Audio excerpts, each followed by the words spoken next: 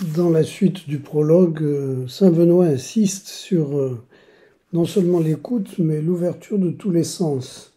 Il parle de l'ouverture des yeux à la lumière qui divinise. Donc il ne s'agit pas simplement d'une écoute ou d'une vision extérieure, d'une attention extérieure, mais il s'agit de cette parole et de cette lumière qui vient de Dieu et qui se manifeste à l'intérieur de nous-mêmes, au plus profond.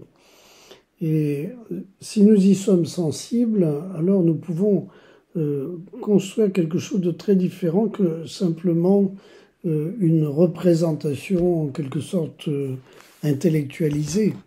Il s'agit d'un dynamisme très profond qui nécessite une attention profonde, une attention cordiale, et de telle manière que si nous sommes dans cette attention, nous pouvons mettre en œuvre la parole entendue ou la chose vue, en quelque sorte, révélée. Et si nous sommes dans cet esprit, alors nous mettons à courir, un élan se lève en nous pour vivre de ce que nous avons entendu et de ce que nous avons vu. Et c'est pourquoi saint Benoît n'hésite pas à donner une injonction.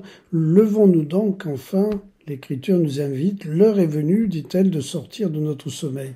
Au fond, notre grand ennemi, c'est cette espèce d'affadissement dans l'attention, dans la veille, dans la vigilance, qui ne nous permet pas d'être aussi vivants que nous sommes appelés à l'être.